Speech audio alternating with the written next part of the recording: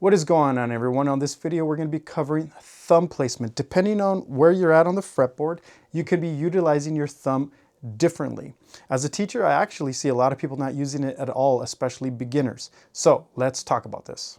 So guys, for this video, I want you to understand, once again, there's different ways to anchor your thumb, and it's not always the same way, but most importantly, you want to be using your thumb. I see a lot of individuals, especially beginners, as I said, they don't use your thumb. So when they're playing something, let's say over here, their thumb tends to float lower when they do it. And they start doing this kind of motion. Another thing I see is their thumb kind of goes low when their fingers are on the skinny part of the strings, and then they try to move them high and it kind of slips off. The idea is learning just the range of the thumb. So a good tip is if you're playing on the skinny strings, your thumb could be on the bottom end, but not too far up, maybe towards center top or just center in the middle. Now, as you move, my thumb in this position kind of stayed in the center because it felt normal there. But that's not always the case. Sometimes if I'm doing a bend, my thumb goes higher and it hugs way high up for these bends. And those hammer-ons and pull-offs and stuff like flutters. My thumb tends to move because it's hugging those notes. Like when I am bending, it's easier for me to use this as an anchor way to pull upward. So I'll be making more videos on that when I do blues or anything like that. But just understand the general rule. The thumb can hug way over in the middle if you're doing bends up.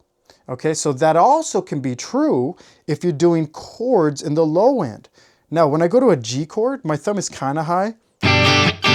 When I go to a D major chord, my thumb hugs way over. And that's because it feels comfortable to me. And I'm also muting the 6th and 5th string because I'm not playing them. So I can mute them out right there as I hit my D string and everything else. Okay, I also can use it to play notes on here if I need to as well. Now watch what happens when I go G major. It's kind of high, a little bit kind of hugging over. To D major, way over. But when I go to C major, I'm going to just move my fret out of the way, or my fretboard out of the way. It's kind of more in front where the back of the neck is right here.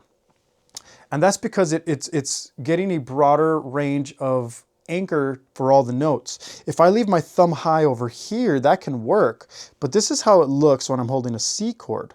When I'm holding a G chord, notice my thumb placement moved over so I can accommodate to what feels not natural, and it's not like this contoured where I'm holding it and it's working against what I'm doing. So I'll kind of relax my thumb a little bit more out. And once again, this is all stuff that you have to play with, and over time you'll develop what works for you.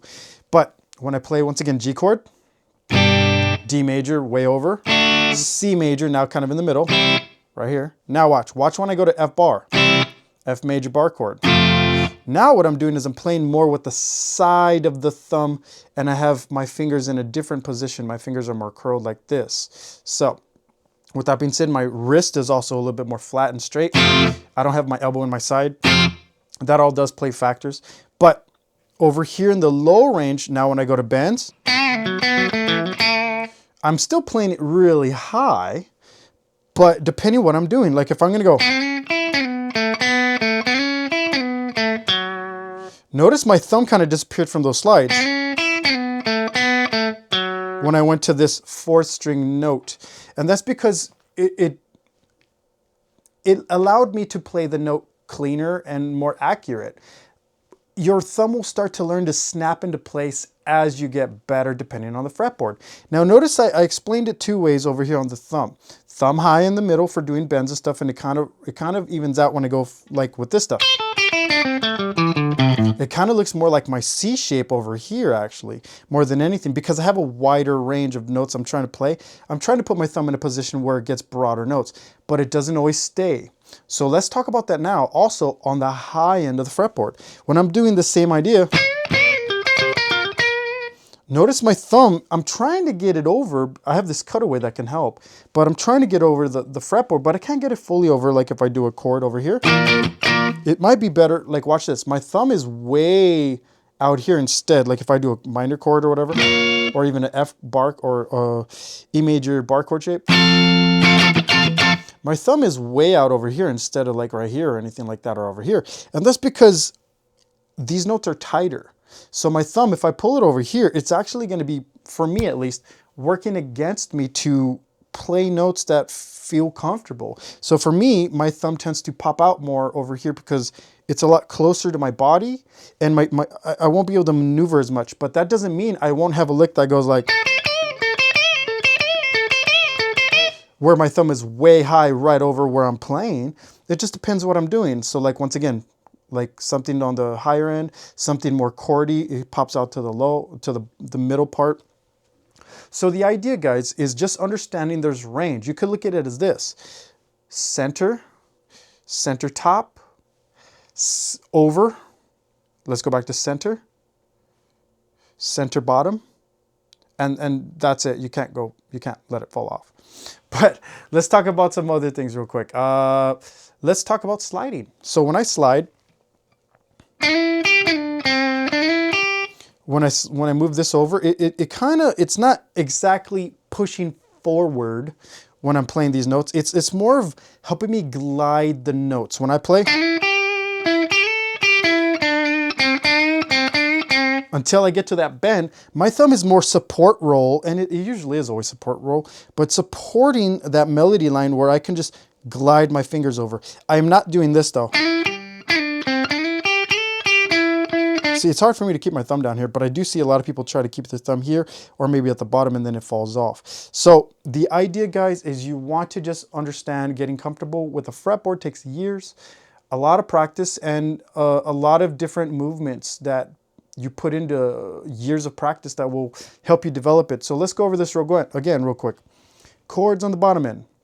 You tend to hug a little more over, depending what the chord is. Like a bar chord, you'll probably straighten out more. I use the side of my thumb over here. C major, I use it more like this. G major, it's a little bit over. D major is way over. Most of the general bending, excuse me, you'll be doing, you can use where your thumb is really high, depending. If I'm doing like, my thumb is a little bit more centered, center or center low, sometimes center high. If I'm over here, my thumb is, for like a line like that again, my thumb is a little bit further out because of just the spacing of the fretboard. I can get more anchor room on the side using. If I'm doing chords, I'm kind of using the side, maybe a little bit of the middle, but I'm using the center of the fretboard. But when I go to like, let's say an E shape full bar, kind of stays the same. When I go to like something like this or something else, maybe it may come up. But the idea, guys, is it will take time to develop what you are doing. This is just examples of how to use your thumb, and understand that there's no exact hard rule. Just understand you want to be using it to utilize, to help you pronounce notes, to help you get sound, to help you shape notes and anchor, but it's not a be-all end-all, one way is the right way. It just depends on what you're doing. And as you advance, you'll start learning more advanced techniques that will help you utilize your thumb to play better, or to get whatever sound you are looking for. So I hope that helps, guys. If you have any questions or anything, you can leave me something in the comments or send me an email. I do teach lessons. If you're interested in that, I'll leave that in the description box below. Thank you guys for watching this video, and I'll catch you on the next one.